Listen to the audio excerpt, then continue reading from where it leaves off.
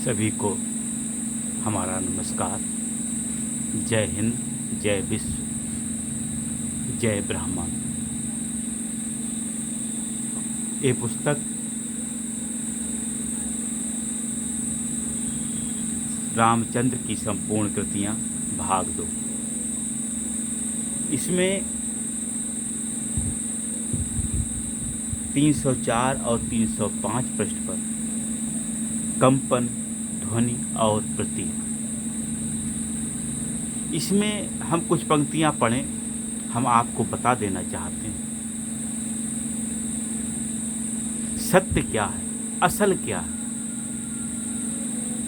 हर स्तर पर सत्य है। हमें जो भी दिख रहा है, हम जो भी कहते हैं, उसके 3 रूप हैं: स्थूल, सूक्ष्म और कारण। एक वैज्ञानिक यहाँ तक कहते हैं, मुझे ईंट पत्थर में भी रोशनी दिखाई देती है। एक साइंटिस्ट कहते हैं, एक वैज्ञानिक कहते हैं कि पदार्थ से निकलकर अब हमें तरंगों की ओर जाना चाहिए, प्रकाश की ओर जाना चाहिए। हमें तो पूरा ब्रह्मांड, पूरा जगत, पूरी पृथ्वी, संसार की सभी वस्तुएं प्रकाशमय दिखाई देती हैं। ये सब अनंत यात्रा का एक हिस्सा है। अब सोचिए कि हमारी नज़र, हमारी समझ, हमारी चेतना कहाँ पर टिकी हुई है? स्थूल, सूक्ष्म, कारण। अभी हम स्थूल को भी नैसर्गिक रूप से, सूक्ष्म रूप से महसूस नहीं कर सकते, देख नहीं समझ सकते, समझ नहीं सकते। हम तो अभी खुद की बनाई हुई बनावटों, कृत्रिमताओं में उलझे हुए हैं कि वह कुर्मी है, वो ठाकुर है, वो ढिमाका है, वो हिंदुस्तानी है, वो पाकिस्तानी है, वो नीच है, वो उच्च जाति का है, वो निम्न जाति का है। हम अभी इसमें ही उलझे हैं।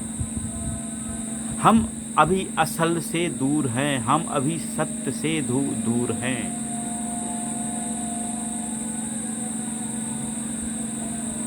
5 महाव्रत है: सत्य, अहिंसा, अपरिग्रह, ब्रह्मचर्य। इनको यम भी कहा गया है। योग के 8 अंग हैं, उनमें से पहला है यम।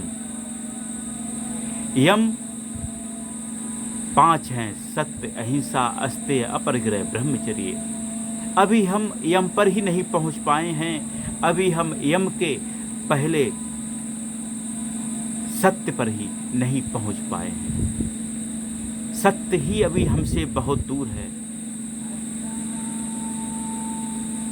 और हम लोग योग की बात करते हैं, हम लोग उच्चता की बात करते हैं, हम लोग सनातन की बात करते हैं, लेकिन हम आपसे कहना चाहेंगे,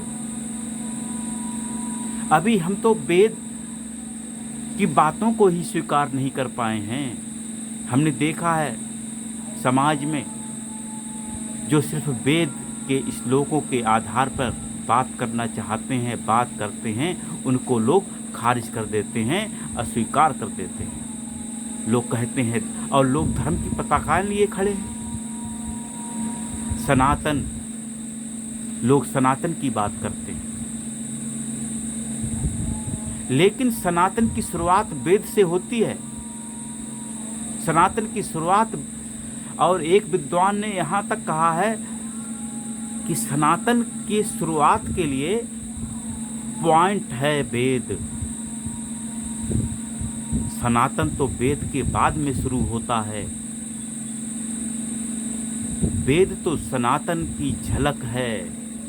सनातन की दशा का जो हमारे ऋषियों मुनियों ने जो अनुभव किया, उसको पुस्तक के रूप में लिख दिया। लेकिन वेद एक दशा है सनातन की।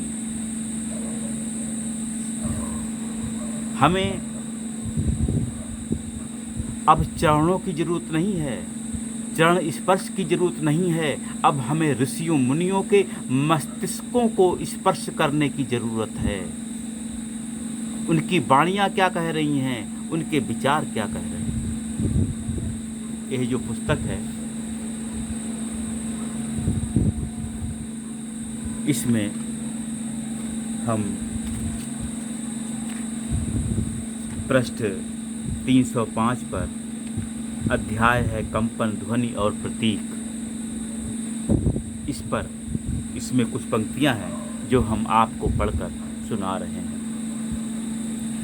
वेद वास्तव में उस दशा का नाम है जो सृष्टि निर्माण के पूर्व विद्यमान थे।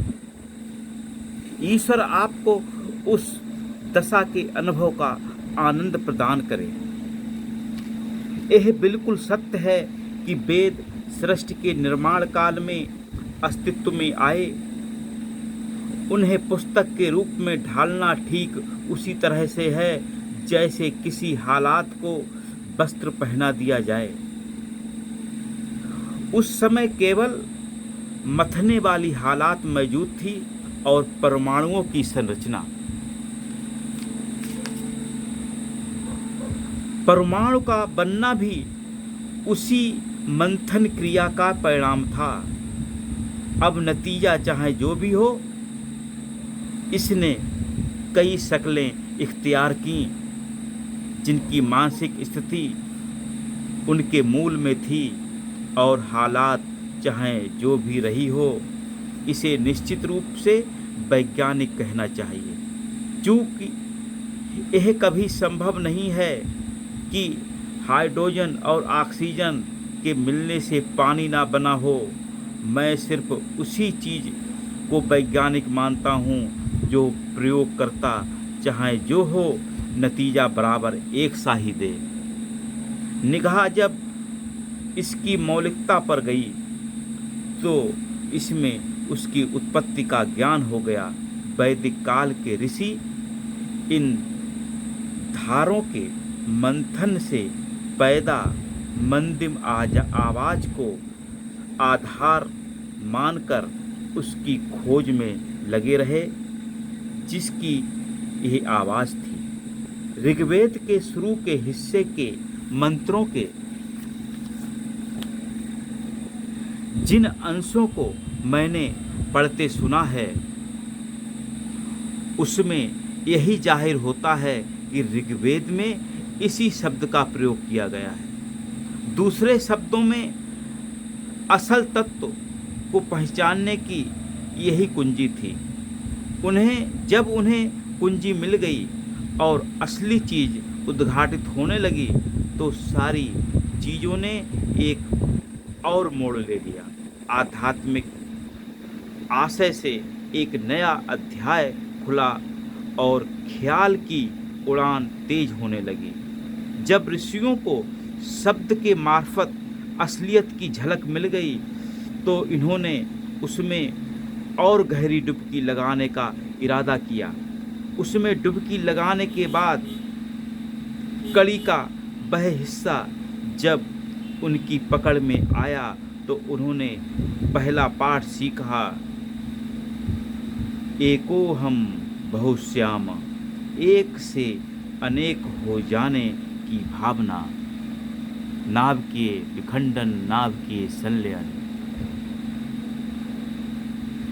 वह असलियत का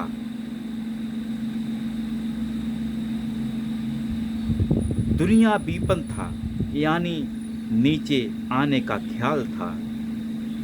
जब ख्याल ऊंचाई पर गया तो उनके हाथ में कड़ी का ऊपर वाला हिस्सा आ गया। उन्हें इस बात का बोध हो गया कि यह धाराओं की गति से उत्पन्न प्रतिध्वनि है और इसके परे भी कुछ और है। सुना जाता है नासा ने भी